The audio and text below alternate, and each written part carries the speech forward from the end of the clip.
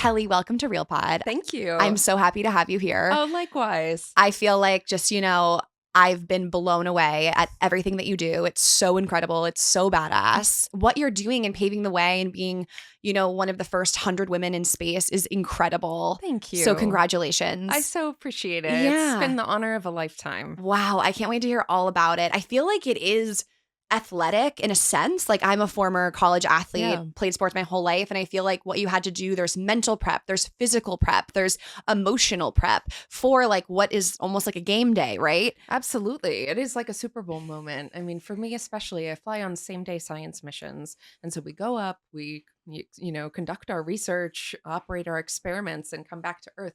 You get one shot. There are no do-overs. So, knowing how much money has been invested from people to send me to do this job and to make sure that I get the data that, the rest of my science team is counting on. It's a lot of pressure. And there's a lot of years that have been leading up to, prepare for that moment so that I felt perfectly trained and capable and ready to do what I needed to do. And congratulations on the success of the first mission that you went on. And I know you you have another one coming up. Yeah, I guess I didn't screw it up too badly the first time. They're going to send me again. Which is amazing. And I appreciate how incredibly candid you've been about your IVF journey. I know you've talked online about your 7 years of infertility and struggling to get pregnant. And I'm actually an IVF baby. Oh, amazing. I love to tell people who that makes me so happy. doing in vitro. I'm like, look, we come out, we're successful. We thrive. I always say I was made in a dish or a tube or whatever, the turkey baster my mom likes to say. But I love it. I love hearing that. I've had it's such an interesting thing to go through. For me, it's like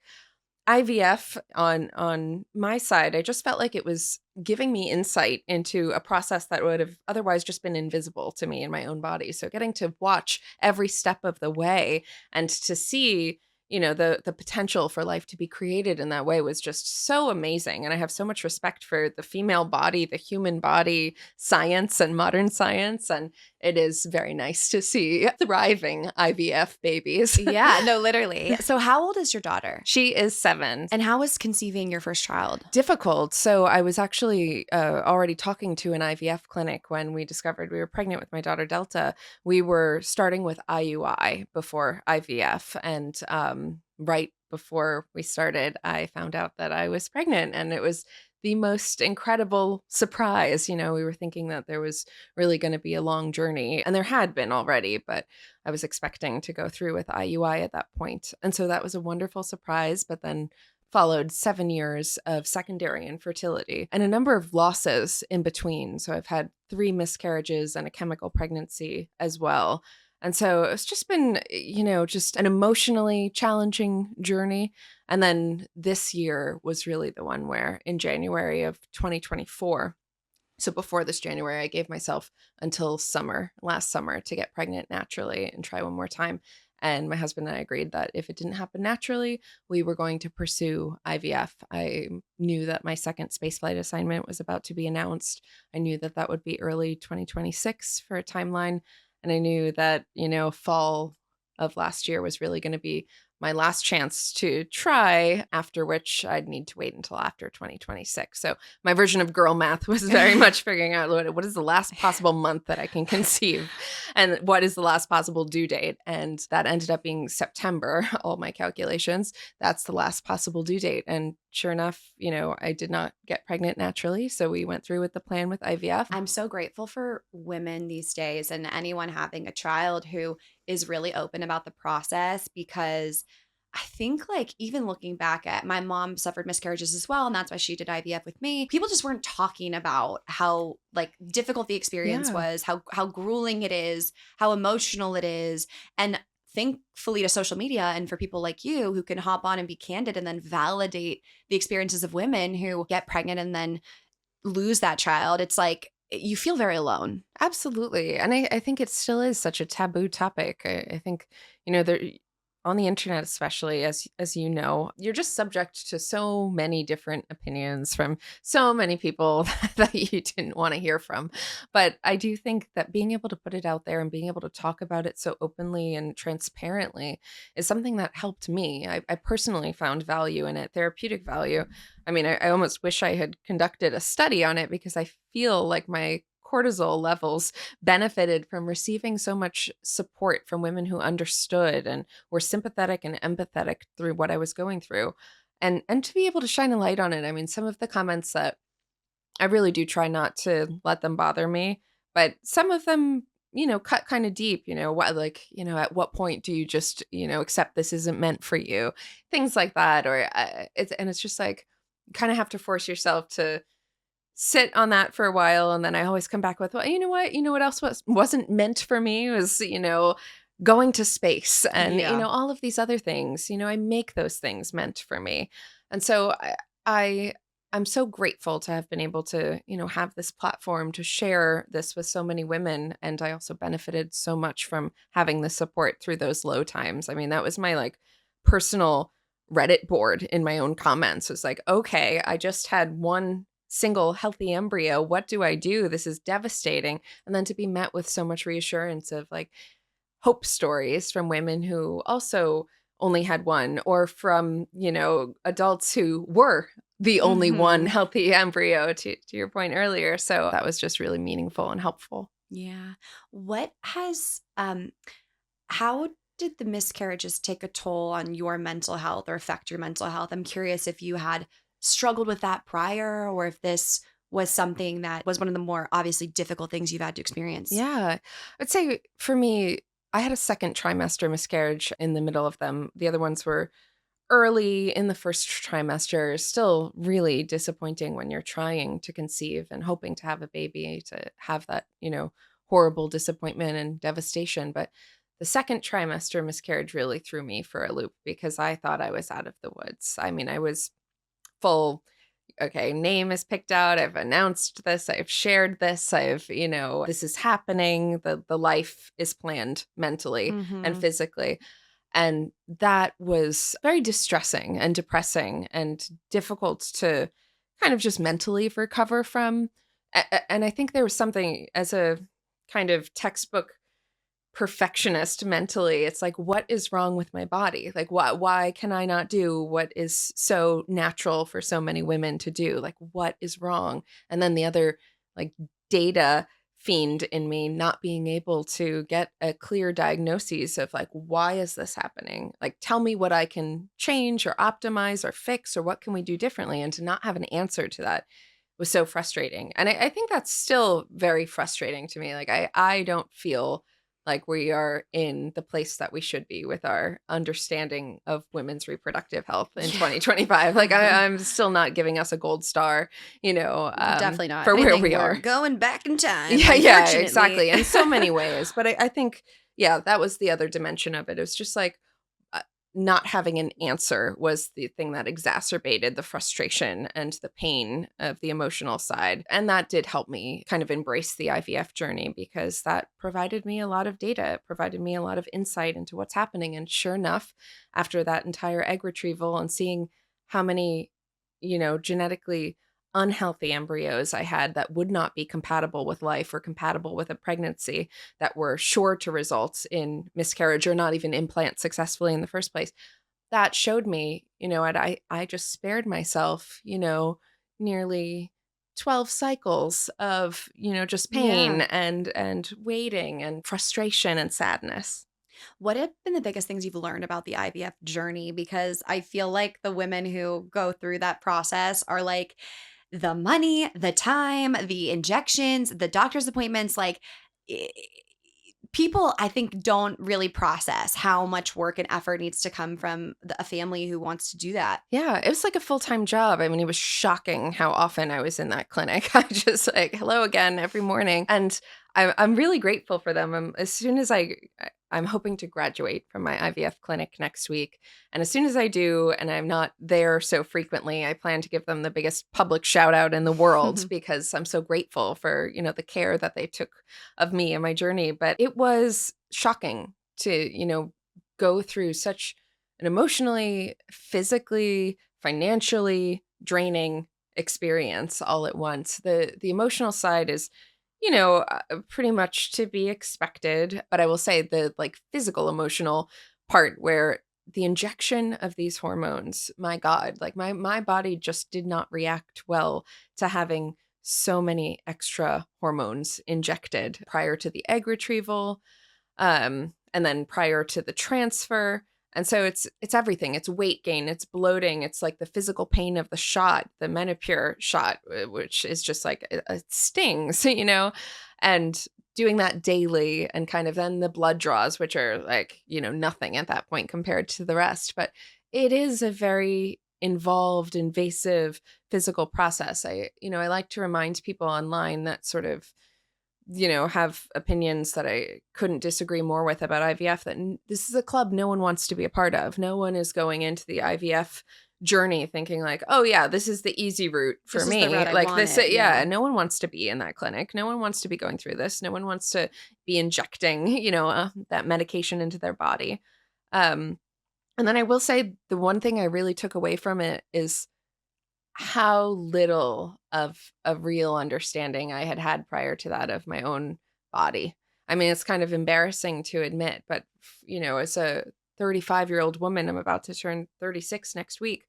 It's like prior to IVF, I I don't know. It's just like I was 15 when I went on birth control, not because I was sexually active, but because I had some acne, and that is just kind of what was handed out to, Mhm. teenage girls that had any number of kind of random symptoms of adolescence and puberty. And then I didn't think about it again for another decade until I was starting. And it's like, then one day I get married and I'm like ready to have my fairy tale family, ready to start the party, and it doesn't start. And I wish that I had paid more attention, a decade ago. And as a mother of a young daughter, like I think about that now, and I think about sort of hormone. I think birth control is the most amazing invention in history. I have nothing but positive things to say, but I think we need to give a better understanding of what we're doing to our reproductive system, and with our Mhm. hormones, and just be able to.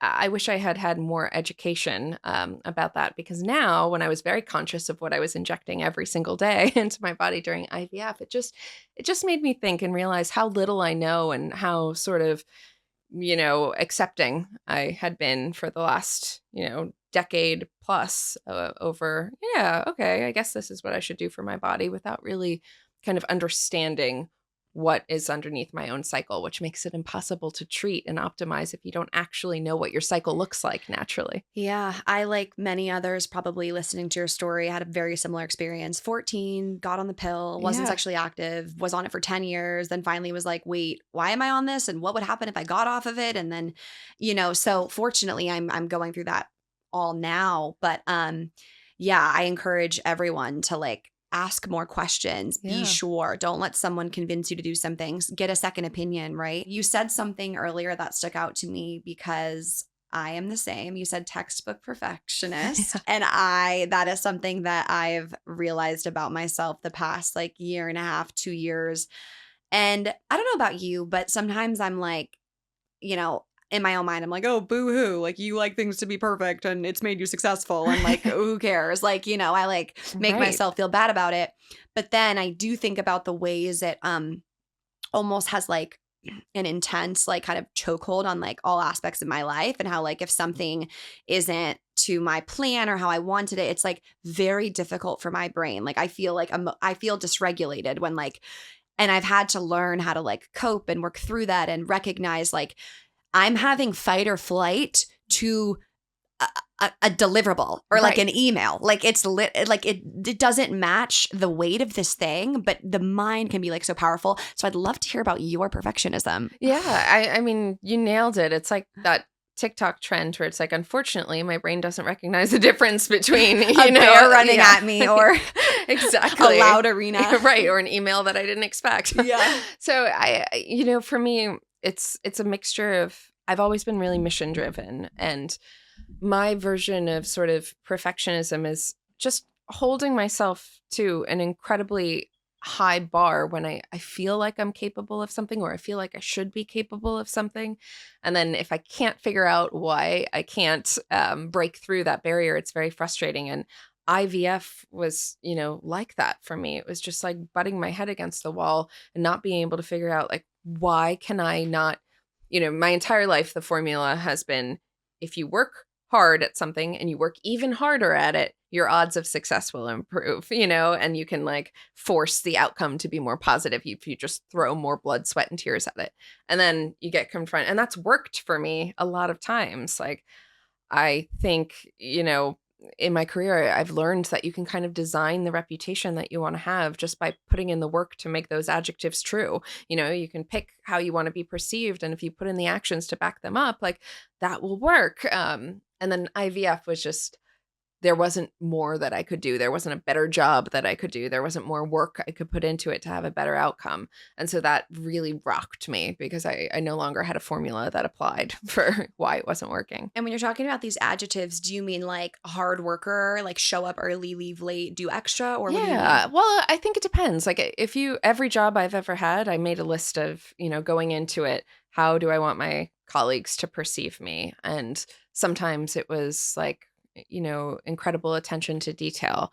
And that would mean like the actions that I would put in to be true, to make it true, would be like, okay, if someone recommends a book to me or an article in passing, like I'm going to go read that. I'm going to read everything by that author. I'm going to come back to you with a book report. You know, I'm going to make sure nothing dies on the vine on my watch.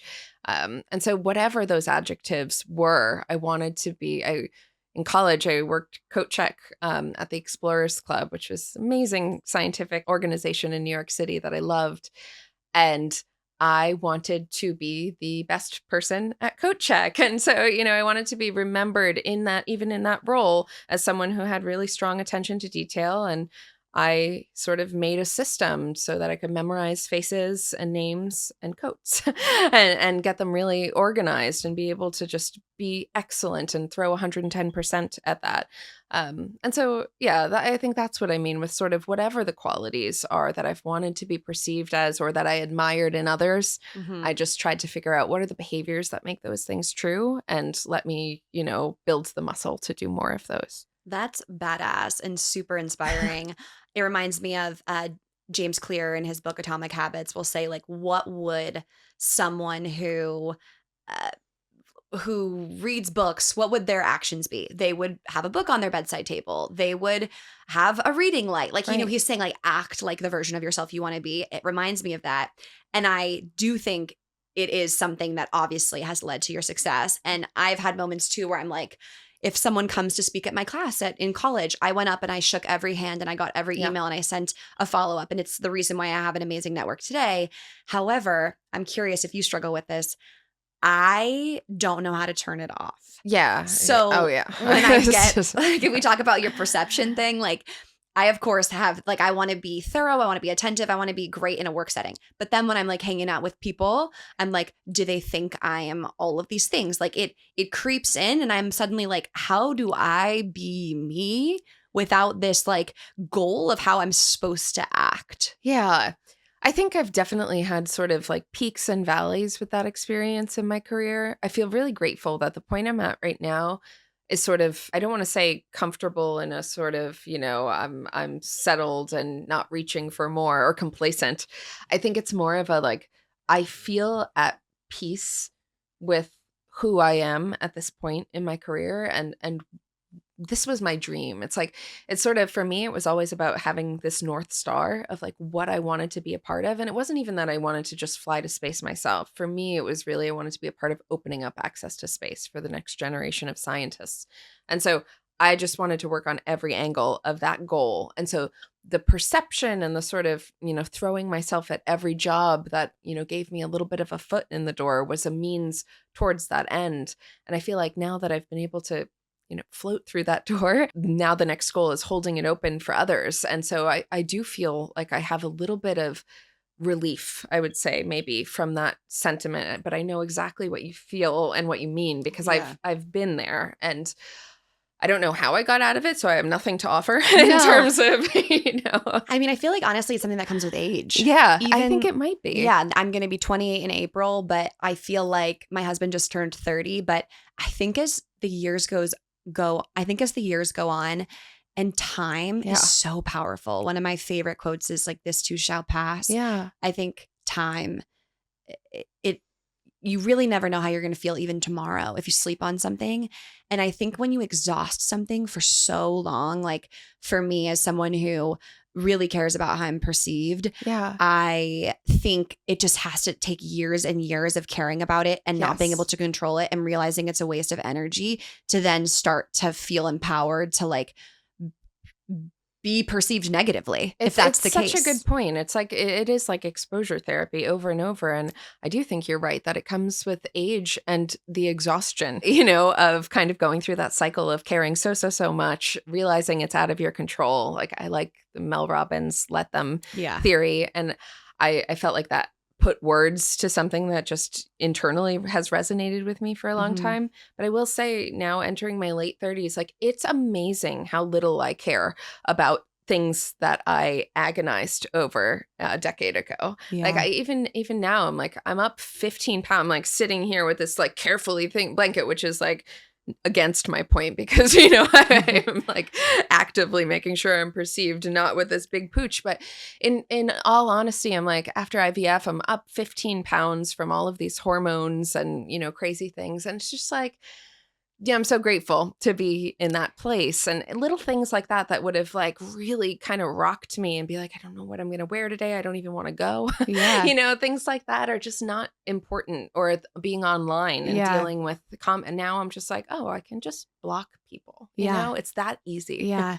And I feel you on like the body image pressure and stress. And I was just on a bachelorette trip for my friend and it was so much fun. But like every single day I thought about my body. Yeah. Every single day I was just like, whether it's negative or positive, I was talking about this with a friend of mine. I just thought about it. Right. And that's frustrating because it's like, this should not be consuming me. Like, no matter how I feel about my body today, it's not changing.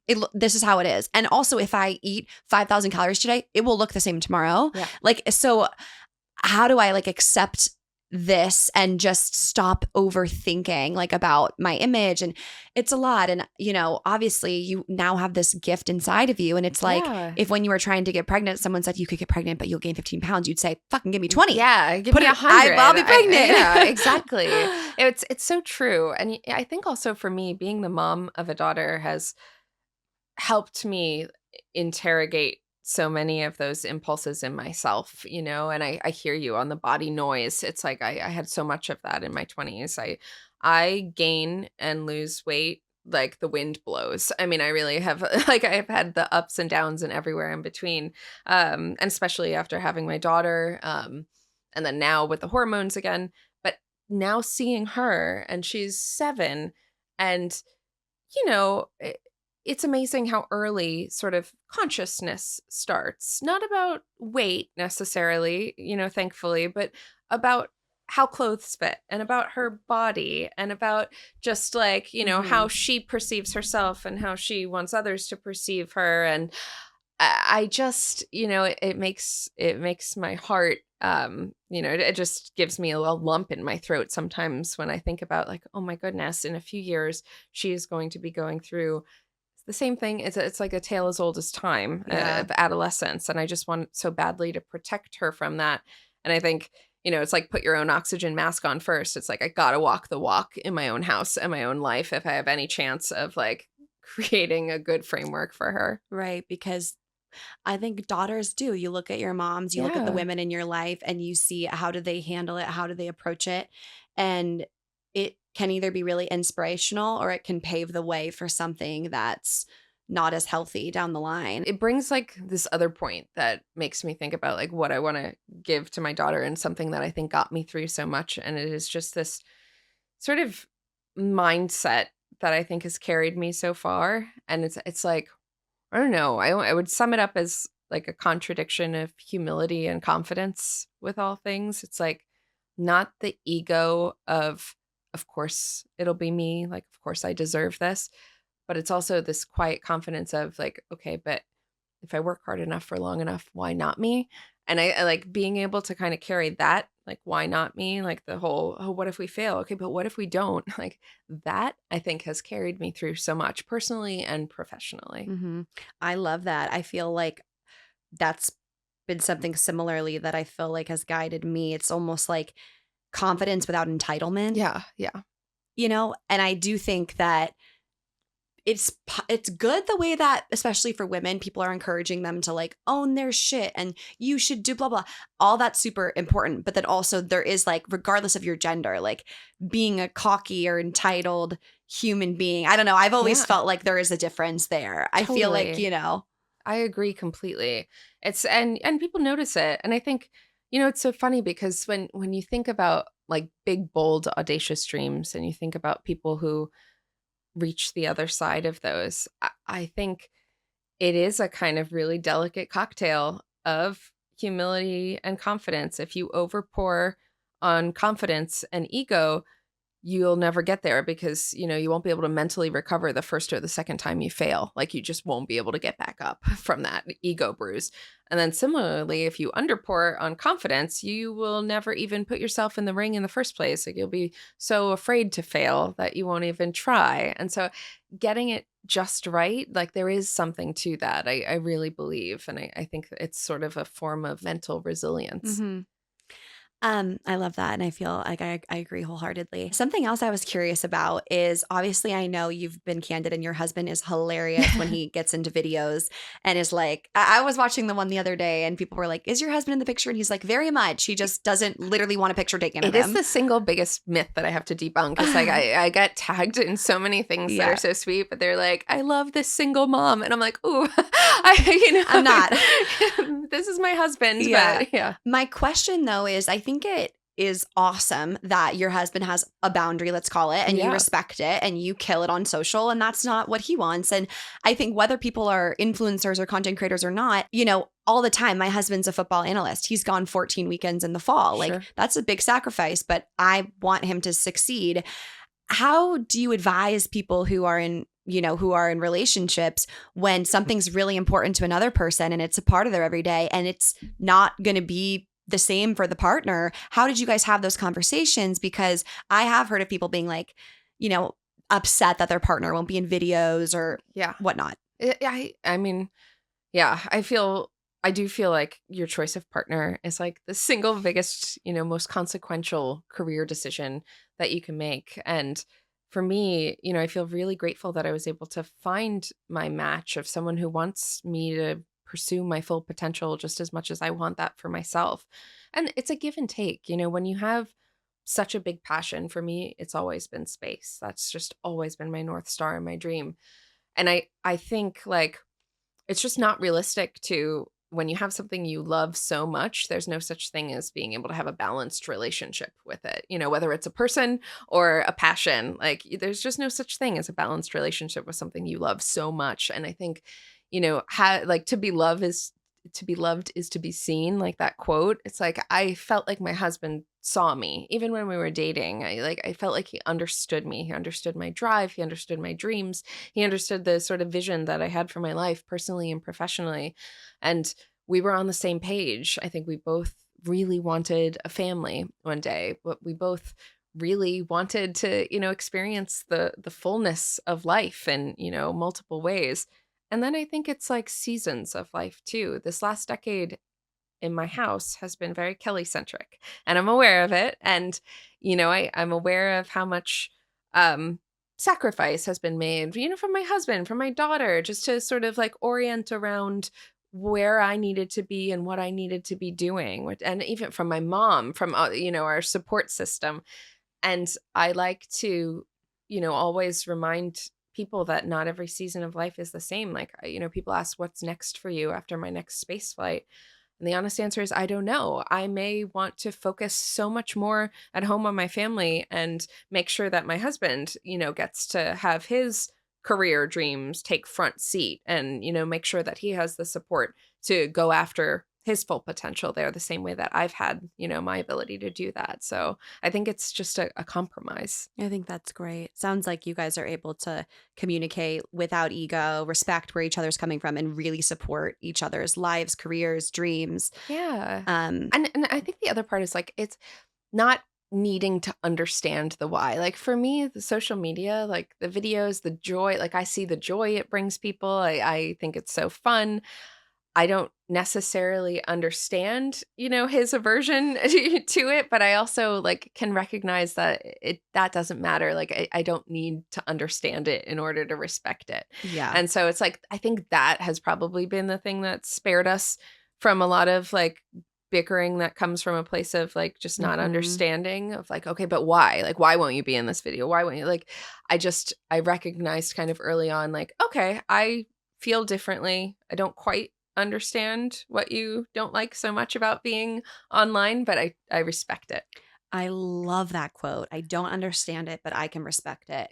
Feel like that's huge because I can think of times where maybe I'm trying to communicate to Max how this social thing doesn't sound fun for me. It Right. actually feels distressing. Yeah. And he's like so confused. Why? Like to him, it's all fun and it's amazing. And I think that's what I need to say. You don't need to understand. You just need to respect that Yeah. I don't feel the same way you feel in this. So Right. I'm gonna take that one. Something else I wanted to ask you is when I'm feeling anxious and overwhelmed in life, I like to do this thing where I zoom out and I close my eyes and I think that I'm looking at the planet Earth and I'm this little speck and it's not that deep. Yeah. You have literally seen Earth and been Yeah. in that position. How does it affect the way that you navigate the stress and the pressure and the little mundane things that happen in everyday life? It's it's everything to me. It's like in my bones, that view. And it's funny that you said that's sort of a comfort visual for you, because I do think it's kind of a binary for people, who think about space. You are either in the camp of you find it comforting to realize how almost like unimportant everything is in the grand scheme of things, or you find it terrifying to think of the infinite void. And for me, I was very much like you. I find so much comfort in that type of perspective. And we've all seen pictures of the Earth from space. For me, the difference when I was able to finally, put down the experiment and really look out the window was experiencing Earth as a planet. And it's just this cognitive dissonance of feeling both a part of it and being slightly outside of it, recognizing that, over here is every single person, past and present, who has lived. And then I'm looking at that, and then this like intense emotional realization that I'm not on the same planet as my baby in that moment. It's the thing that I will be on my deathbed, and that is the image that will be burned into my soul. Like, that is what I will be thinking of when I close my eyes at night, when I need comfort, when I need to sort of relax or get through something. That is now, it's like my mental screensaver. Mhm. I saw, like, Jalen Hurts had his like confetti screensaver in the Super Bowl, and that was like, this is mine, but mentally just burned into my brain. Yeah, it's just, it brings me so much comfort, and I feel so lucky I get to go have a second look at that. It's just surreal. Mhm. It reminds me of a graphic I saw once where there was a stick figure who was really sad, and the quote said, "Oh my god, nothing matters," and he was really, like, distressed about that, and then the same stick figure to the left was like, "Nothing matters? Oh my gosh, like, I'm gonna go sing in public, and I'm gonna do all these things because nothing matters," and you can find joy in that, and so like you said, I think we both like to lean into that Yeah. experience because it is incredibly freeing. Um, and I think about how relationships and love and people we care about, it's like this invisible thing you can't quantify and you can't really explain verbally. And it's Yeah. like, okay, let's tether to that and not the stress of the emails and the homework and the work. 100%. It's like you get 75 years on this earth if you are lucky. If If you you are are so lucky. lucky Yes. to have a life that long. And, that has been a helpful frame for me, in some of the, like, in the minutia and the bullshit and the, like, just realizing that. And I think each year that I get older, to your point earlier about all of the benefits of perspective that come with age, I have thought more and more about that as I sort of, inch closer to the middle of my life and really, really reflecting on that. And but also, like, with optimism, not with sadness. I'm thinking, like, how lucky am I to have found my person, and then to have created my family with that person, to have, achieved the dream that I feel like I was born to do, and then to still feel like I have so many more storylines to play out and, to not limit myself. Like I'm so excited for my Mhm. 40s, but it also helps me not care so much about the small stuff and to realize that, and sometimes it's unavoidable. Like no one's perfect. Yeah. Of course, I have days that are, stressing over something stupid, but I would say on the whole, I really do try to think about that perspective and make sure that, how I'm spending my time is Mhm. aligned with how I'd want to look back and feel like I spent my time. Yeah, sounds like immense gratitude. It's so much And I gratitude. would bet that any person listening to this podcast right now has two things. They have someone that they love who loves them, which is enough, and they have opportunity. And that I think is hopeful and that's exciting. And whether it is like you have a laundry list of things or you have three things you would never trade in your life, Yeah. I think being able to focus on that and have the perspective and tap into that. My husband and I literally have most mornings we'll look at each other and be like, every day we wake up in this life with each other is a great fucking day. And we try to tap into that. Yeah, it's so true. Like even at your lowest points, it's like you have a tomorrow to look forward to and that is an opportunity. Like I love the way you framed that. Like it can be as simple as tomorrow the day starts over again. The Mhm. sun rises again and that's another opportunity. And I just, that's the single thing I hope to give to my daughter is like that the benefit of that type of perspective in life. Mhm. It's like I want her to reach for her fullest potential. I don't want her to feel like her potential gets capped with pregnancy or, that motherhood and, her dreams are incompatible or mutually exclusive. I just, it's the only thing better than getting to experience a big full life is getting to give someone else a big full life of that potential. And I'm just so hopeful for the future that she gets to create for herself. Mm. Kelly, thank you for sharing your experiences and your wisdom. I'm so happy for you. I'm rooting for your family, your next mission. You're killing it. Thank you for taking the time. It was a joy to talk to you. And I feel like there were so many things from this that I'm going to be buzzing about and still thinking about throughout the week. Thank you so much. It was so nice to be able to finally meet you and to get to Yeah. be here. So thank you. Of course. Thank you so much.